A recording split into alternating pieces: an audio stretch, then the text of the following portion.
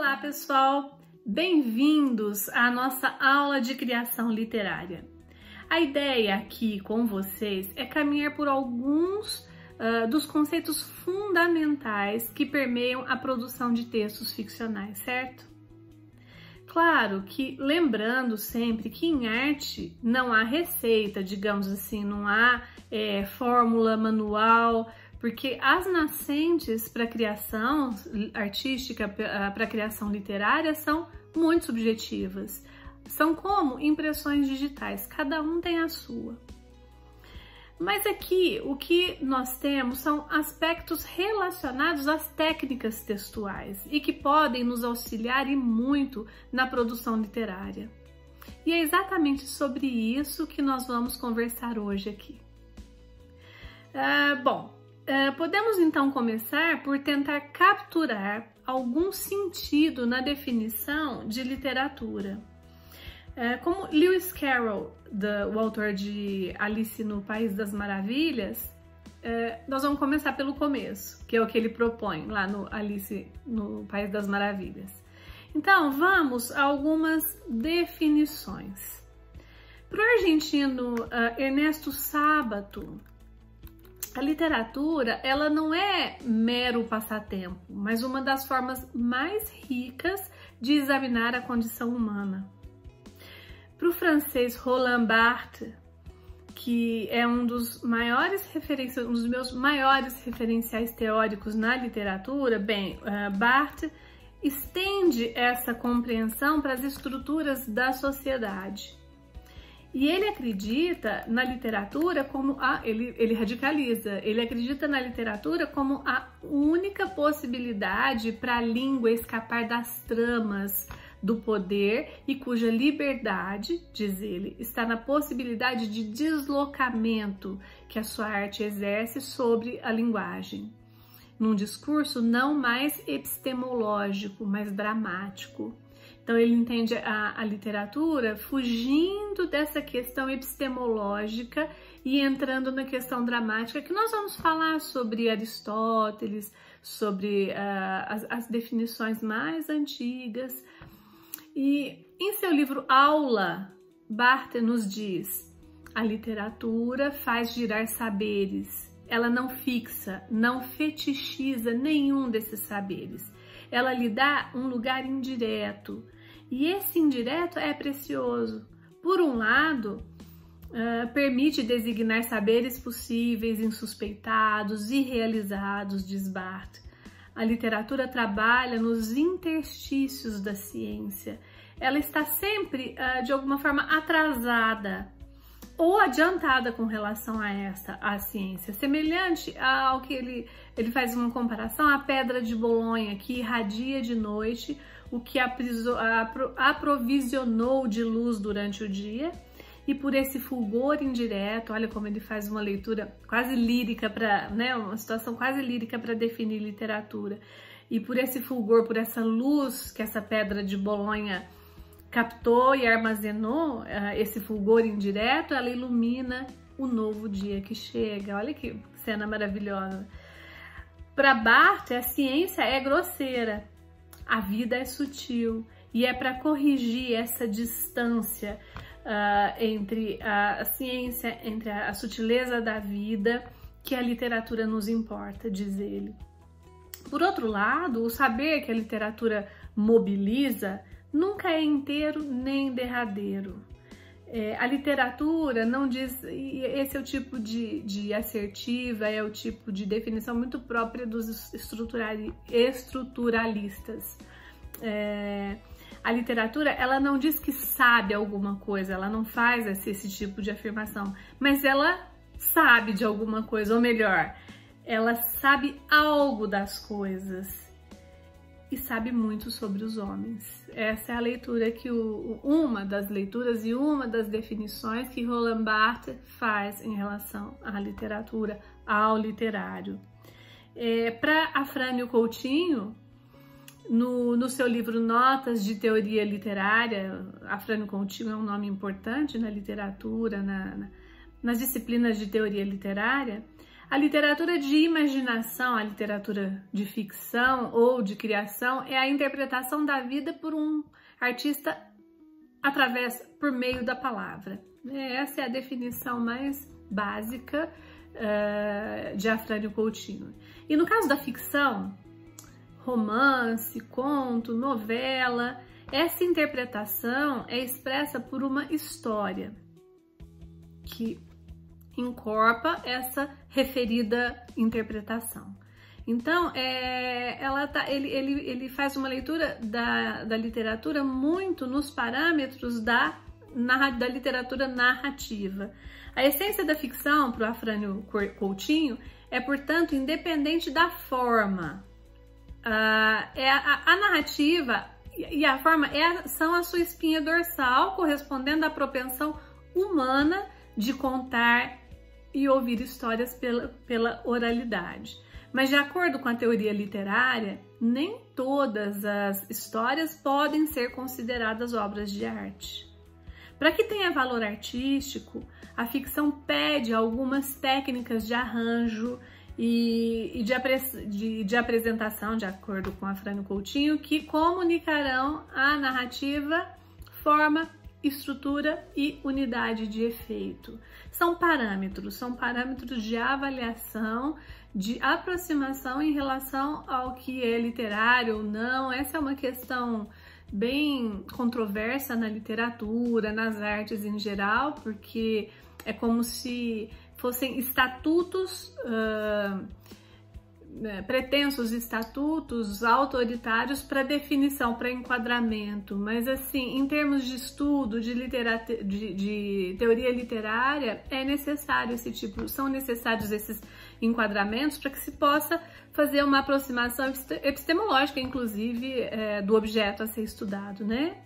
Então, de acordo ainda com essa visão da teoria literária de Afrânio Coutinho, a ficção, ela se diferencia, ela se distingue da história e da biografia por estas serem narrativas de fatos reais, inclusive do jornalismo.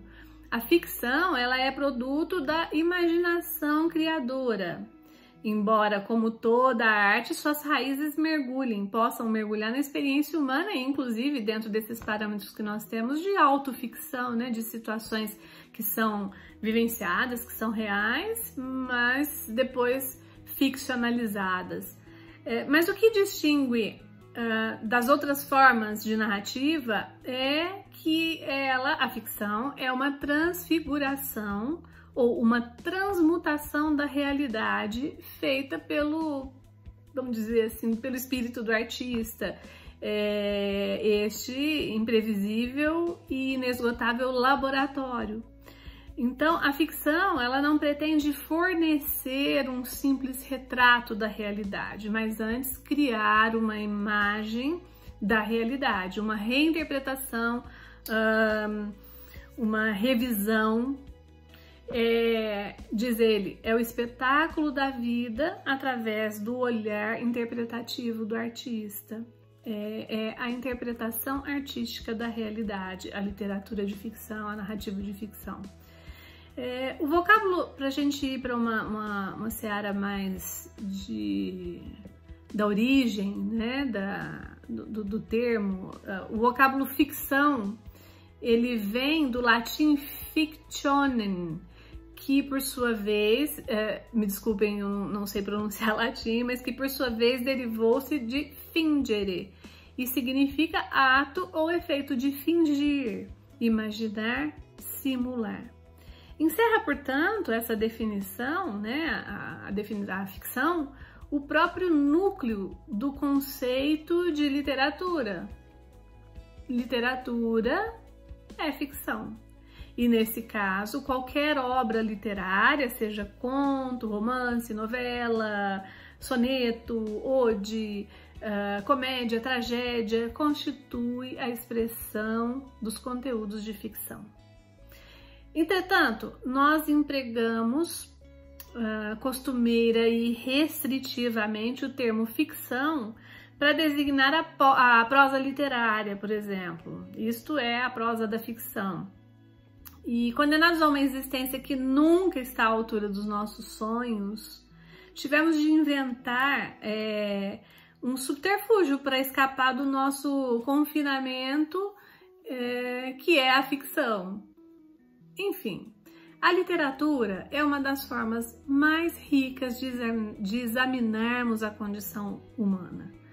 Já que a proposta aqui diz respeito à discussão da criação literária e das ferramentas necessárias para que a gente inicie, para que a gente se aventure aí nessa seara da criação literária, vamos iniciar então a nossa reflexão pensando nos gêneros literários. O que seria isso, assim, quando a gente fala gêneros literários? Bem, a literatura é uma manifestação artística de difícil conceituação, de difícil delimitação, para que possamos melhor entender que coisa é essa. Eu acho que é importante a gente passear pela antiguidade.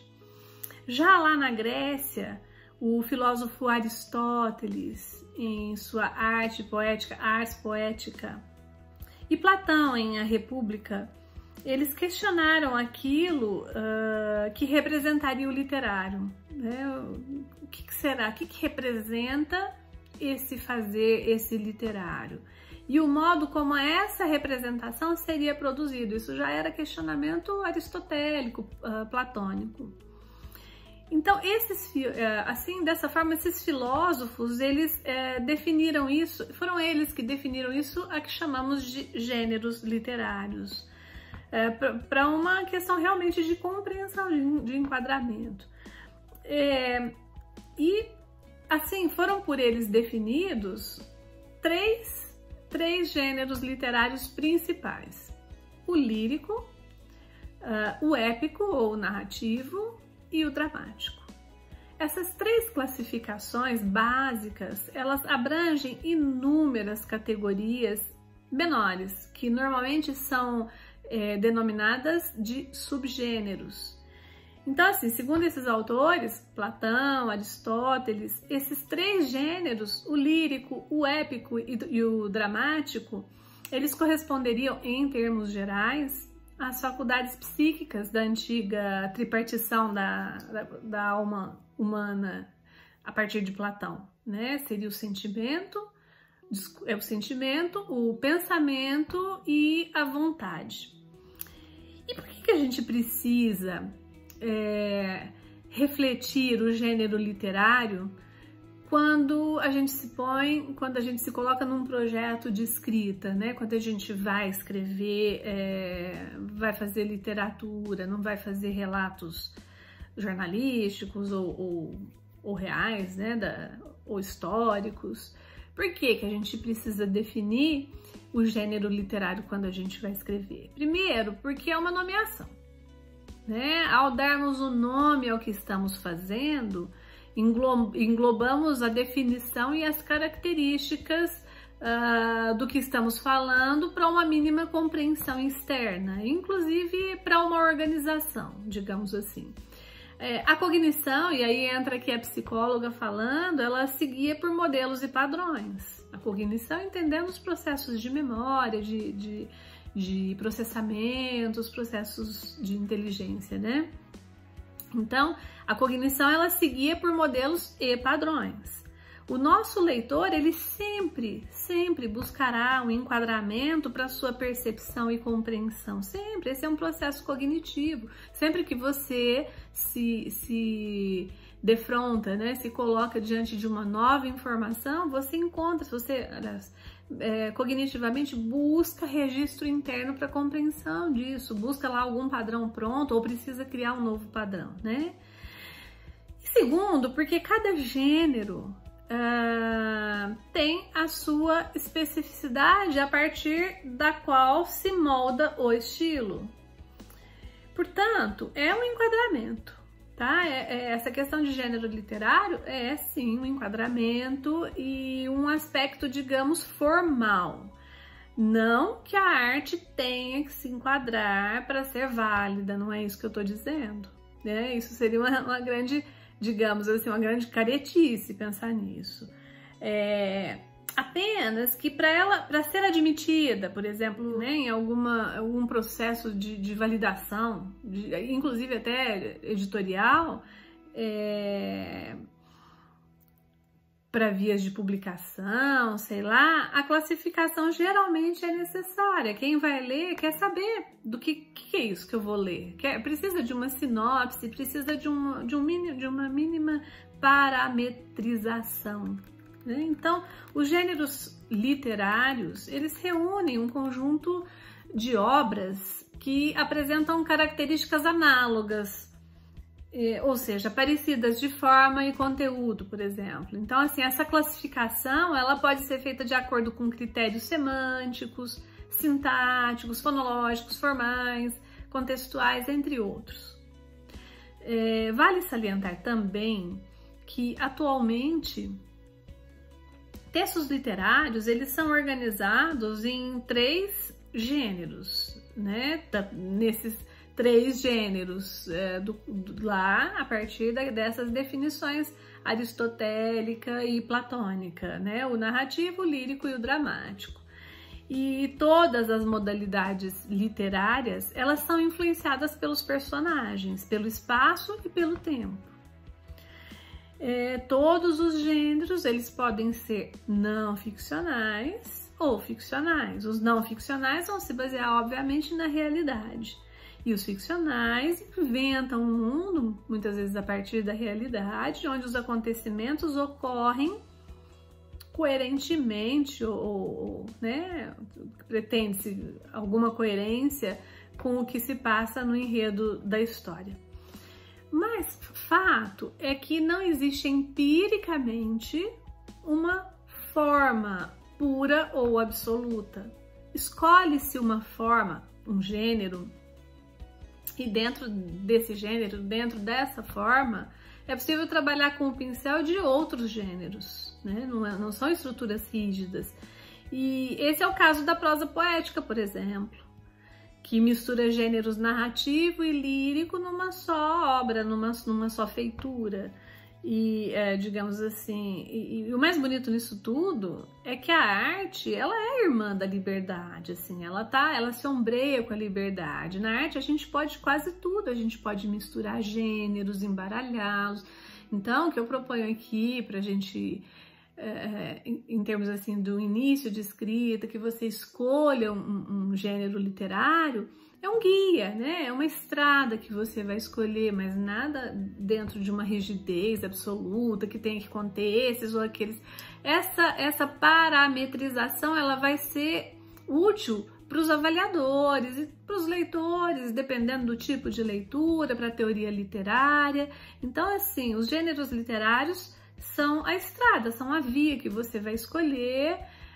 Vamos dizer assim, é o início do que Barthes fala da caixa de ferramentas, assim, né? E aí, vamos dizer, a tela, a gente poderia, de repente, fazer essa correlação, seria o tipo de tela que você vai utilizar e a tela também nesse princípio, nesse propósito de caixa de ferramentas.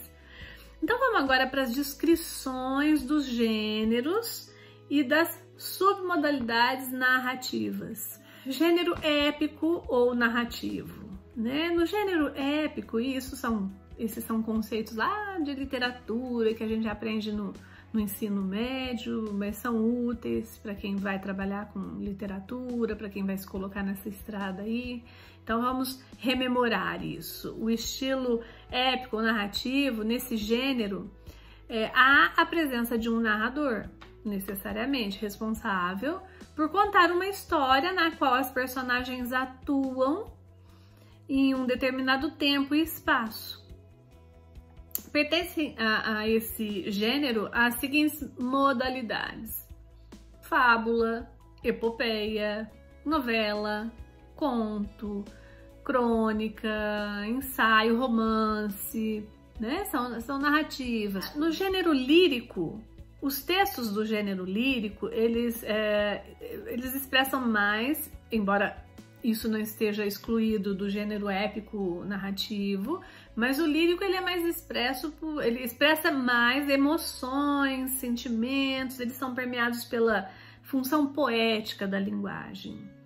E neles, né, no gênero lírico, há a predominância de pronomes e verbos na primeira pessoa. Isso é muito comum, né? O canto do eu, o eu lírico.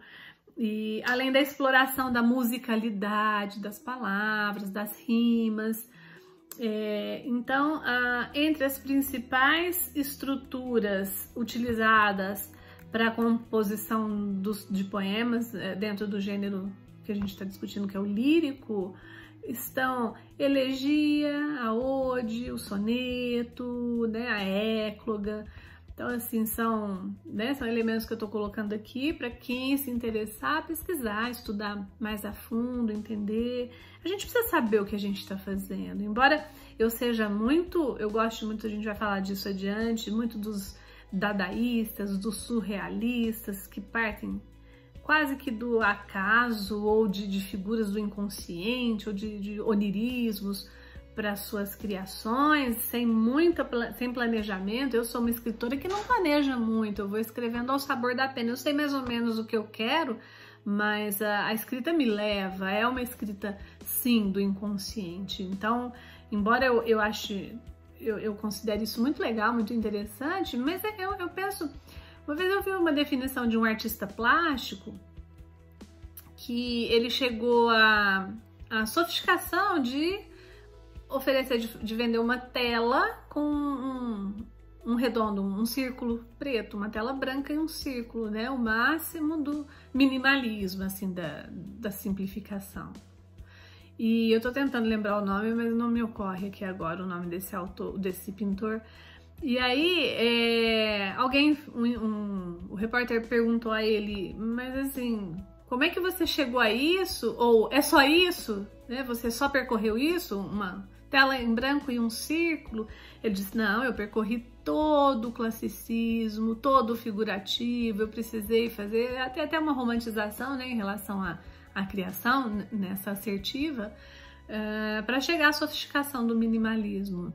Então, assim, eu penso que seja importante para quem se coloque no propósito de escrita, no propósito de criação literária, que conheça, que leia, que estude teoria literária, para saber o que está mais ou menos o que está fazendo, para saber por onde está indo, para definir para onde quer ir. Então, assim, a teoria eu julgo importante como parâmetro, como guia, não como prisão.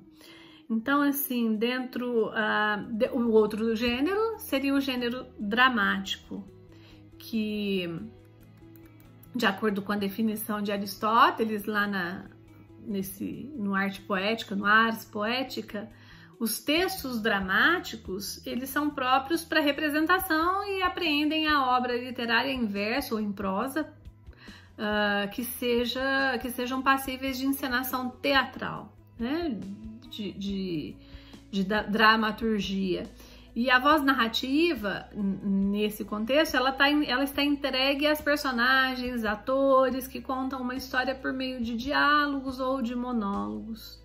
Então, pertencem a esse gênero, que seria o gênero dramático, os autos, as comédias, as tragédias, as tragicomédias, as farsas, né? Então esses são submodalidades que estão dentro dessas modalidades, desses gêneros. E temos aí o gênero épico narrativo. O épico, em sentido amplo ou narrativo, ele pode ser expresso quer na forma de prosa, né, que a gente falou aqui, os contos, romances, novelas, crônicas, de poesia, que seriam as epopeias, né? Ulisses, a Ilíada, a Odisseia, né? Ou mesmo como peça, o teatro épico. Então, vamos enumerar algumas modalidades assim, textuais pertencentes ao gênero narrativo, de acordo com a forma, especialmente. Então, nós vamos fazer essa enumeração a partir da forma. Então, a epopeia ou o épico, em sentido estrito, é uma narrativa que ela vai ser falada, ela vai ser lida por versos, num longo poema que ressalta os feitos de um herói ou as aventuras de um povo, né? Três belos exemplos na literatura disso são os Lusíadas, de Luís de Camões, a Ilíada e a Odisseia, de Homero, que a gente falou aqui. O conto, ele é um texto narrativo breve. Então, assim, geralmente de ficção, geralmente o conto é ficcional, mas não é uma obrigação que seja, ele pode partir da realidade, se transfigurar numa ficção ou numa autoficção, mas geralmente ele é ficcional, geralmente em prosa, o que não impede que mescle aí a poesia, uma prosa poética, e que conta geralmente situações proverbiais, rotineiras, curtas, engraçadas, talvez até folclóricas, né, dentro do conto popular, por personagens talvez previamente retratados. Inicialmente fazia parte da literatura oral, a contística, né, o conto, ele vinha dessa tradição da oralidade, do contar histórias em grupos, oralmente, né? E Boccaccio foi o primeiro, vamos dizer assim, a reproduzi-lo de forma escrita com a publicação do Decameron. Então, assim, vamos dizer que talvez seja, pelo menos a informação que eu tenho, a consolidação que eu tenho é de que Decameron foi, vamos dizer, o primeiro conto, a primeira sistematização dentro dessa forma conto, que é uma forma breve, né? A novela é um texto caracterizado por ser intermediário entre a longevidade do romance e a brevidade do conto. Ele está aí no meio do caminho. O personagem, ele se caracteriza existencialmente em poucas situações, né? Por poucas situações ele vai sendo pincelado. E como exemplos de novelas, a gente pode citar O Alienista, né? Eu sempre li O Alienista como um conto mais extenso, mas é uma novela de Machado de Assis, né? Do Bacamarte, Simão Bacamarte, que começa a achar que a cidade inteira tá louca e vai internando todo mundo, né? O Alienista. A Metamorfose de Kafka tá dentro aí desse enquadramento de novela, com um punch, né, do conto. O conto tem essa coisa de chegar muito ao ponto. E agora vamos falar um pouco mais do gênero lírico. O gênero lírico, ele se faz, na maioria das vezes, em versos, né? A poesia, o poema, e explora a musicalidade das palavras, embora elementos líricos sejam encontrados em outras formas, como no melodrama ou em narrativas românticas. Então é importante ressaltar que o gênero lírico, ele trabalha bastante com as emoções, explorando os sentimentos. Embora atualmente poesia se identifique principalmente com poesia lírica, historicamente, existem também a poesia épica, que seria a epopeia, a poesia dramática. Os gêneros épico, narrativos e o dramático, eles podem ser escritos na forma de versos, e a prosa pode conter elementos do lirismo, a qual chamamos de prosa poética. De novo, são enquadramentos. Hoje, na contemporaneidade, no pós-modernismo,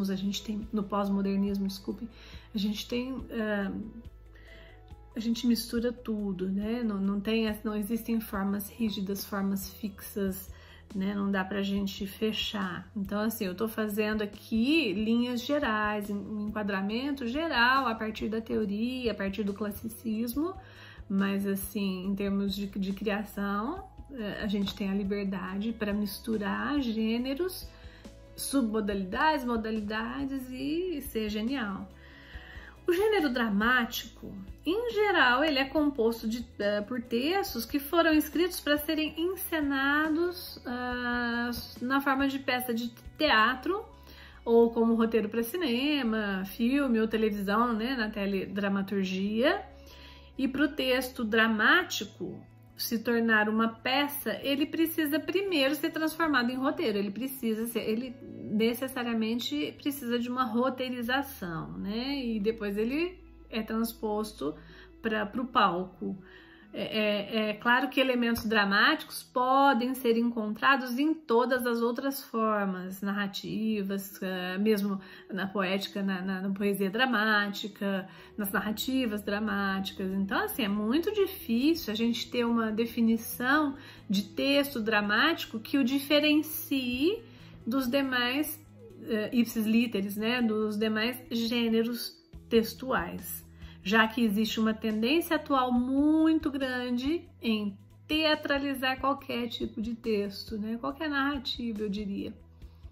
Sobretudo as das redes sociais, né? Que são narrativas soltas. Então, assim, a principal característica do texto dramático é a presença do chamado texto principal, né, que ele é composto pela parte do texto que deve ser dito pelos atores da peça e que muitas vezes é induzido pelas indicações cênicas, pelas rubricas. Rubricas são indicações cênicas para indicar como determinada ação, como determinada cena ou determinado espaço ou fala devem ser feitos numa peça de teatro, né? Porque geralmente o roteiro ele vem com a fala seca, que o ator que vai dar a interpretação dessa fala, mas quando o autor precisa direcionar, precisa contextualizar de alguma forma, precisa enfatizar, ele faz as rubricas. Texto também chamado de secundário, texto dramático, que informa os autores, aliás, a rubrica é um texto chamado secundário que vai informar os autores sobre a dinâmica do texto principal. Então, por exemplo, antes da fala de um personagem é colocada a expressão, né, com aspas, com voz baixa, né, para indicar como que o texto deve ser entoado. E já que não existe narrador nesse tipo de texto, o drama é dividido entre duas personagens locutoras e interlocutoras que entram em cena pela citação de seus nomes, não só duas personagens, mas também dentro da dramaturgia, né, dessa escrita, alguns dos subtipos que a gente falou são submodalidades, são a comédia musical, a comédia dell'arte, a farsa, que é o texto em que os personagens principais podem ser duas ou mais pessoas diferentes e são reconhecidos pelos feitos dessa pessoa. Tem o melodrama, a pantomima, que eu acho fantástica, a performance, os teatros assim de máscaras, de marionetes, de improvisação, a tragédia, que representa lá o fato trágico e tende a provocar compaixão e terror, muitas vezes, a tragicomédia, o vaudeville. Então, assim, são submodalidades que a gente pode usar isso tudo como tinta para os outros gêneros literários, tudo como ferramentas, né, dentro da caixa bartesiana de ferramentas. Então, outros gêneros e subgêneros são a elegia, que é um texto de exaltação à morte de alguém, como um requiem, sendo que a morte é elevada como ponto máximo do texto. Um bom exemplo de elegia seria o texto Romeu e Julieta de William Shakespeare. O ensaio é um texto breve, literário ou não necessariamente literário, ele abraça, ele usa de algumas das tintas da literatura, mas não necessariamente. Ele se situa entre o poético e o didático, expondo ideias, críticas e reflexões, talvez morais e filosóficas, a respeito de certo tema. O ensaio ele é menos formal do que um texto acadêmico duro e mais flexível do que um tratado, por exemplo, né? Então, consiste também na defesa de um ponto de vista pessoal e subjetivo sobre um tema qualquer humanístico, filosófico, político, de cunho social, cultural, moral, comportamental, literário, etc. Sem que se paute em formalidades como documentos ou provas empíricas ou dedutivas de caráter científico acadêmico. Embora o ensaio passeie pelo acadêmico, ele não tem essa obrigação, ele não segue normas de ABNT, ele não é uma escrita eminentemente acadêmica, mas ele é um recurso que pode ser usado na escrita. Então, assim, como vocês podem observar, existem muitas ferramentas, muitas formas que estão a nosso alcance. A sátira eu gosto muito, o mistério, né? Tem a epitalâmia, eu quero que vocês pesquisem sobre isso, que a peça de Romeu e Julieta traz, tem esses aspectos. Então, assim, agora vamos para as estruturas narrativas. Eu gosto muito desse tópico em literatura, que são as estruturas narrativas, porque complementa essa ideia dos gêneros narrativos, da construção da personagem. Então, vamos nos deter agora nesse tema aí, estruturas narrativas. Então, assim, que eu gosto sempre de buscar a origem, né, das palavras. O termo narrar, ele vem do latim narratio, penso que seja assim que se pronuncia, não sei falar latim, e quer dizer o ato de narrar acontecimentos reais ou fictícios, simples assim. Então, a lógica interna da história ou coerência narrativa, ela vai determinar os fatos da história, que fatos da história devem se suceder temporalmente, isto é, causa, né, uma causa, um fato que desencadeia uma consequência, que seriam os novos fatos. Então, essa sucessão dentro de estruturas narrativas, ela não pode estar em contradição, sob a pena de tornar a narração inverossímil.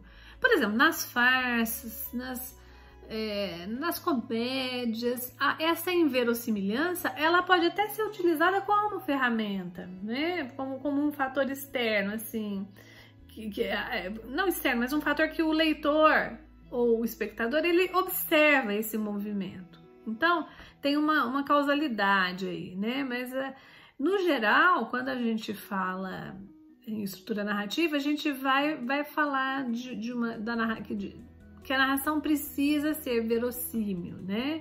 Se uma determinada personagem no início da narrativa, caracterizada como uma pessoa, por exemplo, que não suporta animais, vamos dizer assim, a gente não pode, por exemplo, dizer em seguida que ela criava em casa cachorros e passarinhos sem apresentar uma justificativa, uma causalidade convincente para isso, né? O texto começa a ficar esquizofrênico, a não ser que ele queira ser deliberadamente esquizofrênico, que ele vá para o surrealismo, não dizendo que o surrealismo seja esquizofrênico, porque ele tem uma intencionalidade, ainda que dentro de um parâmetro inconsciente, mas e a ideia é assim, ser inverossímil não vai desqualificar uma narrativa, né? No universo literário, como a ficção científica, como, né, eu dizia, os textos de elementos surrealistas. Os acontecimentos da narrativa, eles podem ser absurdos, ilógicos, sem contatos com a realidade, mas se houver no universo da história uma coerência interna, um ambiente que justifique a ausência de lógica, a obra tem coerência interna. Então é disso que eu tô falando, de coerência, de estrutura interna.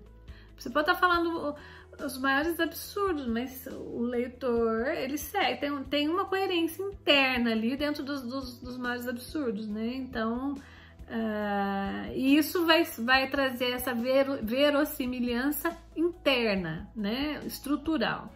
Então, é por isso que a gente acaba, muitas vezes, por aceitar como verdadeira uma narrativa como Macunaíma, de Mário de Andrade, das narrativas dos surrealistas, Nadja, de André Breton, porque ela tem uma coerência interna, ela tem lógica interna, né? Então ela internamente é verossímil, embora no confronto com a realidade ela seja inverossímil. A narrativa de ficção, ela está presente assim em todos os lugares. Em todas as sociedades, a narrativa ela começa com a própria, na verdade ela começa com a própria, o Barthes fala, né, com a própria história da humanidade. Então ele vai falar, não há, em parte alguma, povo algum sem narrativa. Todas as classes, todos os grupos humanos têm as suas narrativas. E frequentemente essas narrativas elas são tão apreciadas em comum, né, por homens de culturas até diferentes e mesmo opostas, e a narrativa ela ridiculariza a boa e a má literatura, diz Barthes. Ela é transhistórica, ela é transcultural, a narrativa tá aí como a vida, né? Então assim, nós somos como culturas emoldurados, estruturados pelas narrativas, sim. Narrar é expor por meio da fala ou da escrita um acontecimento ou uma sucessão de acontecimentos, mais ou menos encadeados, reais ou imaginários. Então, nós temos a narrativa poética, a narrativa objetiva, né, dos acontecimentos reais, a narrativa de ficção, dos acontecimentos imaginários.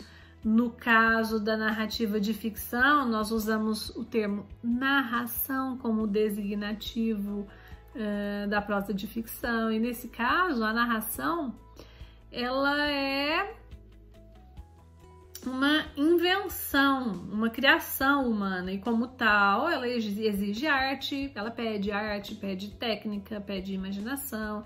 Enfim, a narração, ela consiste no relato de acontecimentos ou fatos que envolvem um narrador que conte, personagens que vivenciem os fatos narrados, um espaço em que esteja sendo ambientada a história, uma trama, que são os conflitos, ação e o transcorrer do tempo em que essa ação se desenvolve. A narrativa de ficção, ela é construída, elaborada de modo que busque talvez emocionar, impressionar as pessoas como talvez até como se fossem reais. E quando você lê um romance, uma novela ou conto, por exemplo, você sabe que aquela história foi inventada por alguém e está sendo vivida de mentira por personagens fictícios, dentro de um parâmetro que, né, sejam definidos aí os limites entre ficção e realidade. Mas mesmo assim, mesmo sabendo que talvez seja uma invenção, você chora, você ri, você torce pelo herói ou pelo anti-herói, você prende a respiração no momento do suspense, do anticlímax, fica satisfeito quando tudo acaba bem. Então, assim, a história ela foi narrada de modo, mesmo que seja ficcional, mesmo que seja uma mentira, a ser vivida por você, a ser vivenciada pelo leitor. Então, as suas emoções elas não deixam de existir porque aquilo é uma ficção, porque aquilo é uma invenção, né? Então, as suas emoções estão lá.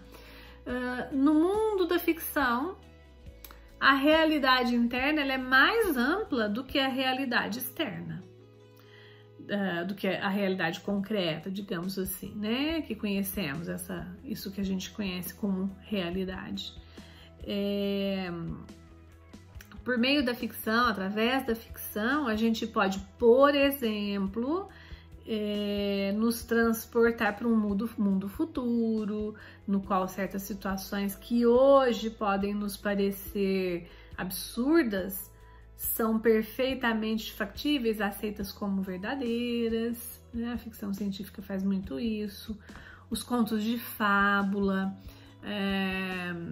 os contos de fadas, as fábulas, os desenhos animados, as narrativas fantásticas em que tudo pode acontecer, elas também nos remetem a outras realidades, talvez bem mais amplas do que, talvez não sempre, né, mais amplas daquelas nas quais vivemos efetivamente.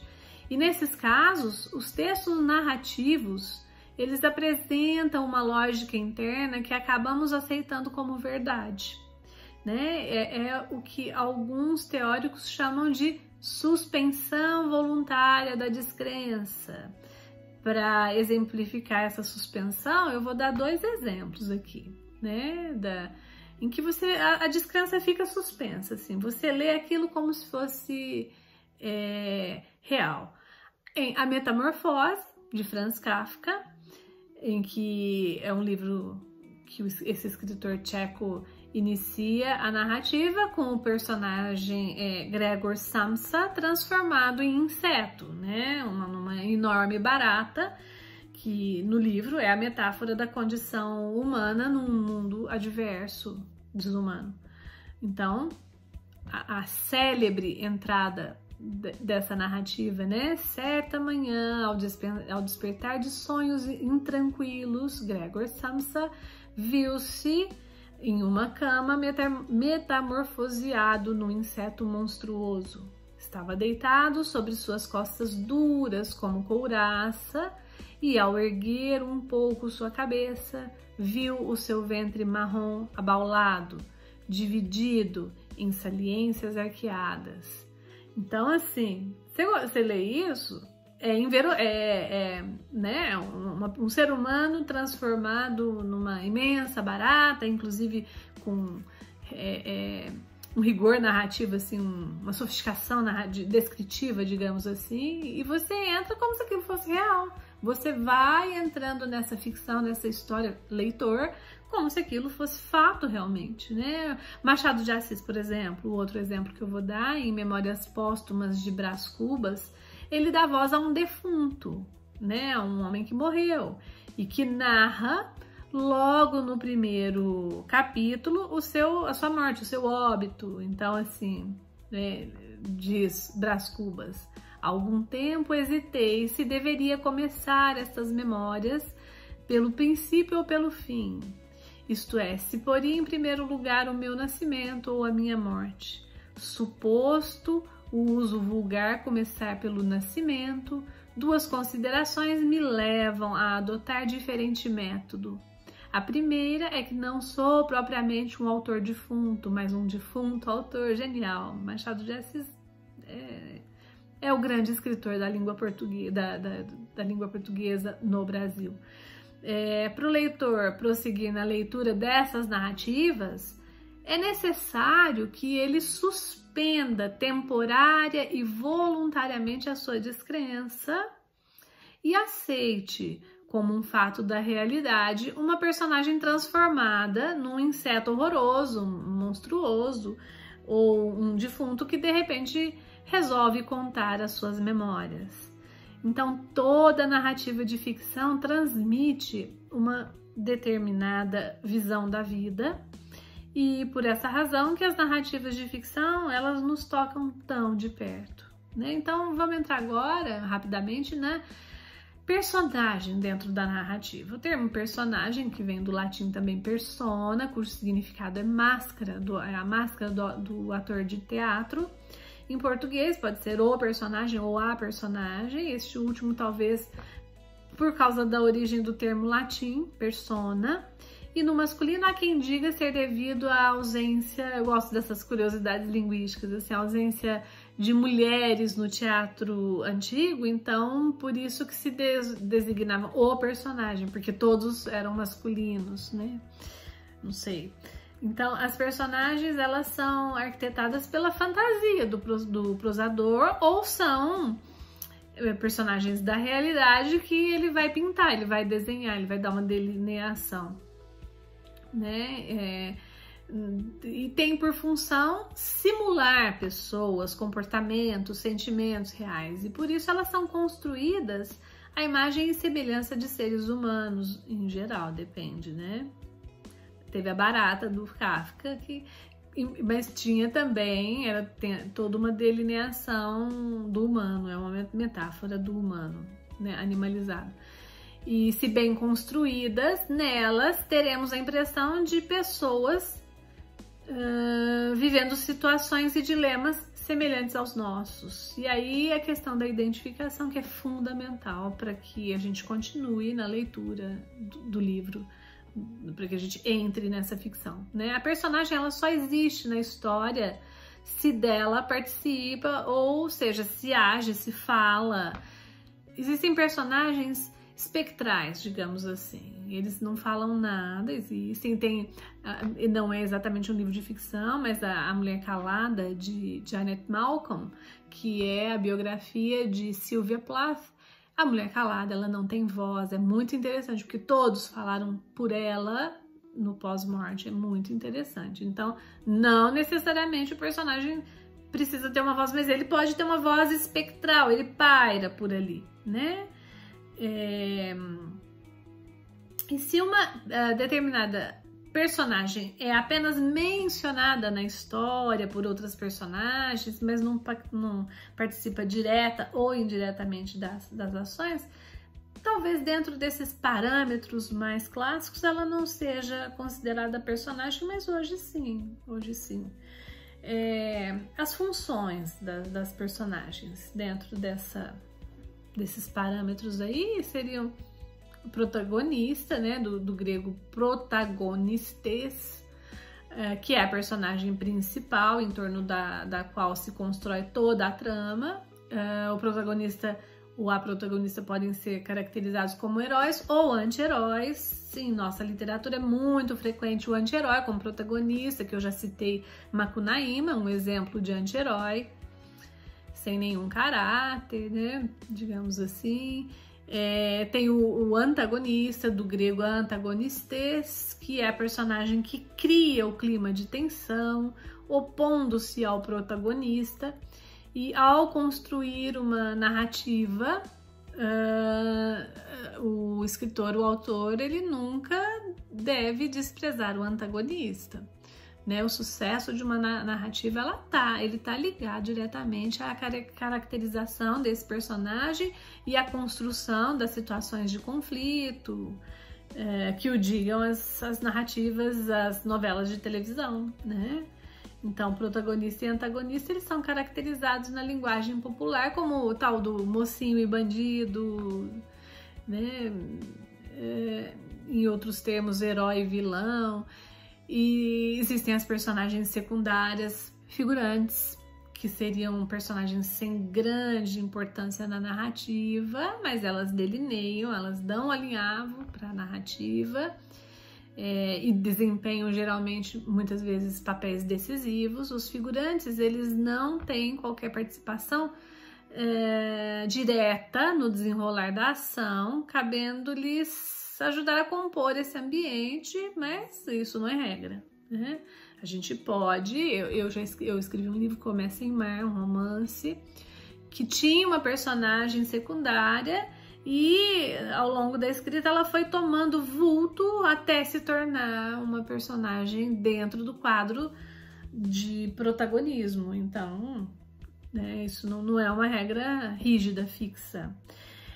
A caracterização dos personagens está como indivíduos, que são os personagens que possuem características pessoais marcantes, que acentuam a sua individualidade, como por exemplo em Dom Casmurro, de Machado de Assis, né? A Capitu, por exemplo, é um personagem indivíduo, o próprio Dom Casmurro, né? Muito característicos.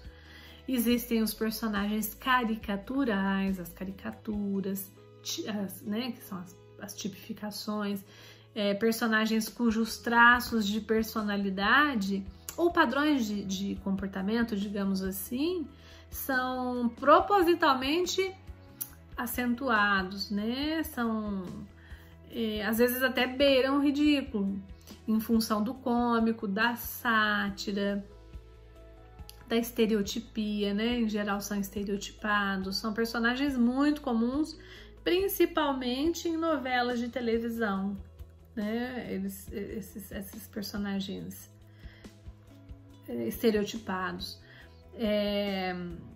Os tipos, né, que são identificados por profissão, pelo comportamento, pela classe social, por traços distintivos comuns a uma categoria, por exemplo, o jornalista, o estudante, a dona de casa, a solteirona, né? Com traços que os distinguem nessas categorias, ou talvez até os aprisionem, né? Então, pela evolução das personagens, né? Quanto à evolução dentro da narrativa, as personagens podem ser planas, estacionárias, que são construídas ao redor de uma única qualidade ou de um único defeito. Então, elas não têm muita profundidade psicológica, elas não alteram seu comportamento no decorrer da narrativa. São personagens planas mesmo, estáticas, definidas em poucas palavras, por um traço, por um elemento característico básico que as acompanha durante toda a história. Agora existem, que para mim são as mais interessantes, e o Shakespeare utilizava muito, as personagens redondas, as esféricas ou evolutivas. Essas são fantásticas, porque são personagens complexas e hoje são muito utilizadas no cinema, nas jornadas do herói, definidas por traços, vários traços diferentes. São personagens cheias de contradições dentro do demasiado humano nietzschiano, né? Elas apresentam comportamentos imprevisíveis, enigmáticos, que vão sendo definidos no decorrer da narrativa, evoluindo e muitas vezes surpreendendo o leitor.